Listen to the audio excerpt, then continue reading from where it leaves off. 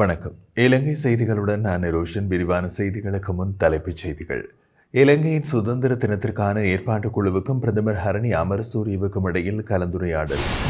உள்ளூராட்சி மன்ற தேர்தலுக்கான வேட்புமனுக்களை மீளப் பெற்றுக் கொள்வதற்கான திருத்த சட்டம் மூலம் எதிர்வரும் வாரம் பாராளுமன்றத்தில் சமர்ப்பிப்பு. ஆய்வு கப்பல்களுக்கு நிலையான மூலோபாய ஒத்துழைப்பின் கீழ் அனுமதி வழங்குவது குறித்து அரசாங்கம் அவதானம். மனித உரிமைகள் பேரவையின் பொறுப்புக்கூறல் குற்றச்சாட்டுகளுக்கு பதிலளிக்க விசேட ராஜதந்திர குழு ஊடாக நடவடிக்கை. தொடர்வது விரிவான செய்திகள். ஜனாதிபதி அனுரகுமார திசாநாயக்கவுக்கும் சட்டமா அதிபருக்கும் இடையிலான கலந்துரையாடல் நாளை திங்கட்கிழமை இடம்பெறவுள்ளதாக தெரிவிக்கப்பட்டுள்ளது. குறித்த கலந்துரையாடலின் போது கடந்த காலங்களில் சர்ச்சையை ஏற்படுத்திய வழக்குகளின் முன்னேற்றம் குறித்து ஆலோசிக்கப்பட உள்ளதாகவும் தெரிவிக்கப்படுகின்றது. அத்துடன் குற்ற வழக்குகளை பராமரிப்பதில் ஏற்படும் சிரமங்கள் குறித்தும் இதன்போது அவதானம் செலுத்தப்பட உள்ளதாக குறிப்பிடப்படுகிறது. இலங்கையின் 77வது சுதந்திர தினத்திற்கான ஏற்பாடு குழுவுக்கும் பிரதமர் ஹரணி அமரசூரியவுக்கும் இடையில் கலந்துரையாடல் ஒன்று இடம்பெற்றுள்ளதாக தெரிவிக்கப்படுகின்றது. தேசிய மக்கள் சக்தி அரசாங்கத்தின் பதவிக்காலத்தில் கொண்டாடப்படும் முதலாவது சுதந்திர தினம் என்பதன் காரணமாக இந்த வருட சுதந்திர தினத்தை கோலாகலமாகவும் வித்தியாசமாகவும் எதிர்வரும் பிப்ரவரி மாதம் 4ஆம் தேதி கொண்டாடுவதற்கான ஏற்பாடுகள் முன்னெடுக்கப்பட்டுள்ளது. அதற்காக பொது நிர்வாக உள்நாட்டு அலுவல்கள் அமைச்சர் ஏஎச்ஏஎம் அபேரத்ன தலைமையில் அமைச்சர்களான அனில் ஜெயந்த பெர்னாண்டோ, குமார ஜெயக்குடி, பிரதமரின் செயலாளர் சபுசந்திரி, பொது நிர்வாக அமைச்சின் செயலாளர் அலோக பண்டார, பாதுகாப்பு அமைச்சின் செயலாளர் சீப் யாமாஷு சம்பத் துயகொந்தா, நாலக கலவெவ உள்ளிட்டவர்களை கொண்ட குழு ஒன்று அமைக்கப்பட்டுள்ளதாகவும் கூறப்படுகிறது. இந்த நிலையில் எதிர்வரும் சுதந்திர தின கொண்டாட்டம் தொடர்பாக பிரதமர் கலாநிதி ஹரணி அமரசூரிய சுதந்திர ஏற்பாட்டு குழுவினரோடு கலந்துரையாடல் ஒன்றை மேற்கொண்டுள்ளதாகவும் இதன்போது சுதந்திர தின கொண்டாட்டத்தின் பாதுகாப்பு ஏற்பாடுகள், உள்ளடக்கப்பட உள்ள கலாச்சார அம்சங்கள், ஏனைய ஏற்பாட்டு நடவடிக்கைகள் குறித்து கவனம் செலுத்தப்பட்டுள்ளதாகவும் பிரதமரின் ஊடகப் பிரிவு தெரிவித்துள்ளது.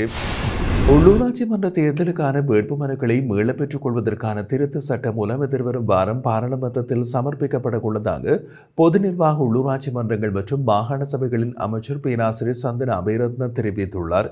உள்ளூராட்சி மன்ற தேர்தல் மற்றும் மாகாண சபைகளுக்கான தேர்தல் தொடர்பாக கருத்து தெரிவித்த போது அவரும் மேற்கண்டவாறு தெரிவித்திருந்த நிலையில் இந்த வருடத்தின் இறுதிக்குள் மாகாண சபைகளுக்கு தேர்தல் நிச்சயம் நடத்தப்படும் என்றும் குறிப்பிட்டுள்ளார். அவர் மேலும் தெரிவிக்கையில், உள்ளூராட்சி மன்ற தேர்தலுக்கான வேட்புமனுக்களை மீளப் பெற்றுக் கொள்வதற்கான திருத்த சட்டம் மூலம் தற்போது வர்த்தமானியில் பிரசுரிக்கப்பட்டுள்ள நிலையில் குறித்த சட்டம் மூலம் பாராளுமன்றத்தில் சமர்ப்பிக்கப்பட்ட பின்னர் நீதிமன்றத்தில் சவாலுக்கு உட்படுத்தப்படவில்லை எனில் அதனை இந்த மாதத்திலேயே நிறைவேற்றிக் கொள்வதற்கான சந்தர்ப்பம் கிடைக்கும். அதன் பின்னர் கல்வி பொதுத்தராதர சாதாரணதர பரீட்சைக்கு இடையூறு ஏற்படாத வகையில் ஏப்ரல் மாதத்திற்கு முன்னர் உள்ளூராட்சி மன்ற தேர்தலை நடத்துவதற்கு அரசாங்கம் திட்டமிட்டு வருகிறது. திரைசேரி ஊடாக உரிய வகையில் நிதி ஒதுக்கீடு செய்யப்படாததால் 2023ஆம் ஆண்டு அறிவிக்கப்பட்டு உள்ளூராட்சி மன்ற தேர்தலை நடத்த முடியாமல் போயிருந்த நிலையில் தாக்கல் செய்யப்பட்ட வேட்பு மனுக்களில் குறிப்பிடப்பட்டுள்ள சில வேட்பாளர்கள் இயற்கை எய்தியுள்ளமை உள்ளிட்ட பிரச்சனைகளோடு புதிய வாக்காளர்களுக்கும் சந்தர்ப்பத்தை ஏற்படுத்தி கொடுக்க வேண்டும். இதன் காரணமாகவே ஏற்கனவே தாக்கல் செய்யப்பட்ட வேட்புமனுக்களை நிராகரித்து புதிய வேட்புமனுக்களை பெற்றுக்கொள்வதற்கான நிலைமைகளை ஏற்படுத்துவதற்கு அமைச்சரவை அனுமதி அளித்துள்ள நிலையிலேயே திருத்த சட்டம் மூலம் கொண்டுவரப்படுகிறது என்றார். இலங்கை வர அனுமதி கோரும் உலக நாட்டு ஆய்வு கப்பல்களுக்கு நிலையான மூலோபாய ஒத்துழைப்பின் கீழ் அனுமதி வழங்குவது குறித்து அரசாங்கம் அவதானம் செலுத்தியுள்ளதாக தெரிவிக்கப்படுகின்றது. கடந்த அரசாங்கம் இலங்கை கடற்பரப்புக்குள் வரும் உலக நாடுகளின் ஆய்வு கப்பல்களுக்கு விதிக்கப்பட்டிருந்த தற்காலிக தடை கடந்த டிசம்பர் மாதம் 31ஆம் தேதியோடு நிறைவடைந்துள்ளது.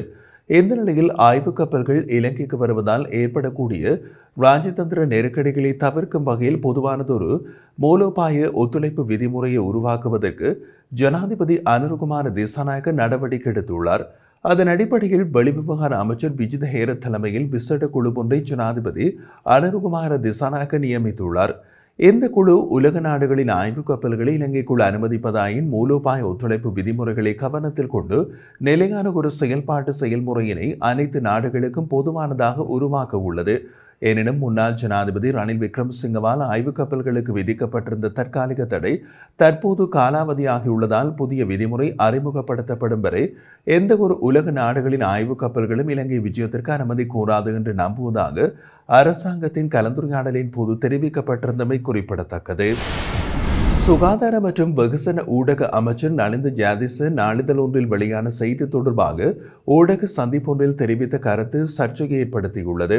முன்னதாக ஊடக சந்திப்பில் வீதியில் இலைக்கஞ்சி விற்பனை செய்தவருக்கு எதிராக கிளீன் ஸ்ரீலங்கா வேலை திட்டத்தின் கீழ் சட்ட நடவடிக்கை எடுத்துள்ளதாக குறித்த நாளிதழ் செய்தி வெளியிட்டதாக குறிப்பிட்டிருந்தார். இதனூடாக குறித்த ஊடகம் கிளீன் ஸ்ரீலங்கா தொடர்பான தவறான அபிப்பிராயத்தை தோற்றுவிப்பதாகவும் முறையற்ற ஊடக கலாச்சாரத்தை பின்பற்றும் அந்த ஊடகத்திற்கு எதிராக உரிய நடவடிக்கை எடுக்கப்படும் என்றும் தெரிவித்திருந்தார். இந்த நிலையில் செய்தியின் அடிப்படையில் அமைச்சரின் அச்சுறுத்தலை வன்மையாக கண்டிப்பதாக ஐக்கிய மக்கள் சக்தி அறிக்கை ஒன்றை வெளியிட்டுள்ளது. அதில் ஊடக சுதந்திரத்தை பாதுகாப்பதாக உறுதியளித்த தற்போதைய அரசாங்கம் தங்களது கருத்தை மதிக்காத ஊடக நிறுவனங்களை அச்சுறுத்தி அழுத்தங்களை பிரயோகித்து வருவதாக குறிப்பிடப்பட்டுள்ளது. 1988 மற்றும் 1989 ஆண்டுகளில் ஊடகவியலாளர்களுக்கு ஜேவிபி துப்பாக்கியால் பதிலளித்ததையும் நினைவு கூர்ந்துள்ள ஐக்கிய மக்கள் சக்தி என்று துப்பாக்கி ஏந்தியவாறு பதிலளிக்காவிட்டாலும் வழமை போன்று ஊடகத்துறை அமைச்சர் அச்சுறுத்தல் அறிக்கைகள் ஊடாக ஊடகங்களுக்கு அழுத்தங்களை பிரயோகித்து வருவதாக குறிப்பிடப்பட்டுள்ளது. ஊடகங்களை அச்சுறுத்தி தனக்கு பிடிக்காத கருத்துக்களை கூறுபவர்களை ஒடுக்கும் வகையில் ஊடகத்துறை அமைச்சர் செயற்படுவதாகவும் ஊடகவியலாளர்களின் உரிமைகளையும் பாதுகாப்பையும் உறுதி செய்ய வேண்டிய ஊடகத்துறை அமைச்சர் இதுபோன்று செயற்படுவதை உடனடியாக நிறுத்த வேண்டும் என்றும் ஐக்கிய மக்கள் சக்தி குறிப்பிட்டுள்ளது. வடக்கு மாகாணத்தில் முன்னர் வாழ்ந்த சிங்கள மக்களை மீண்டும் அவர்கள் வாழ்ந்த இடங்களுக்கு மீளக்குடியமர்த்த வசதிகளை செய்து கொடுக்க நடவடிக்கைகள் எடுக்கப்பட்டு வருவதாக தற்போது செய்திகள் வெளியாகியுள்ளன.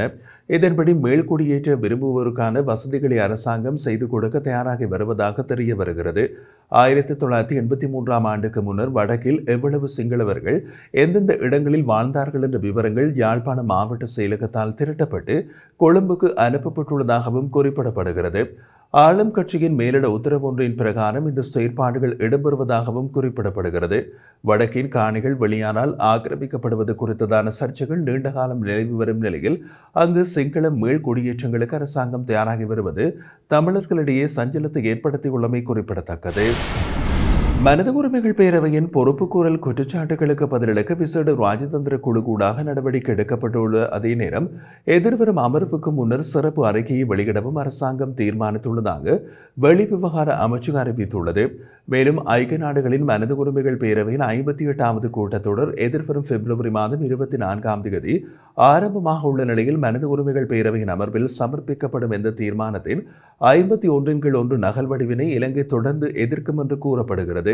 இது தொடர்பாக வெளிவிவகார அமைச்சு தெரிவிக்கையில் இலங்கையில் இடம்பெற்ற போர்க்குற்றங்கள் குறித்த ஆதாரங்களை சேகரிக்கும் வெளிப்புற பொறிமுறைக்கான அதிகாரங்களை நீடிக்கும் எந்த தீர்மானத்தையும் ஏற்றுக்கொள்ள முடியாது. எனினும் உள்நாட்டு பொறிமுறை மூலம் நல்லிணக்கம் மற்றும் மனித உரிமைகள் பிரச்சினைகளுக்கு தீர்வினை காண்பதற்கு அரசாங்கம் அர்ப்பணிப்புடன் செயற்படும் என்றாலும் ஜெனீவா தீர்மானத்தில் உள்ள பல விடயங்களை ஏற்றுக்கொள்ள முடியாது. மனித உரிமைகளை பாதுகாப்பதற்கு இலங்கை அரசாங்கம் நடவடிக்கை எடுக்கும். பொறுப்பு கூறும் விடயத்தினை பிரதிபலிக்கக்கூடிய நேர்மறையான அறிக்கையினை கூடிய விரைவில் அரசாங்கம் முன்வைக்க உள்ளது.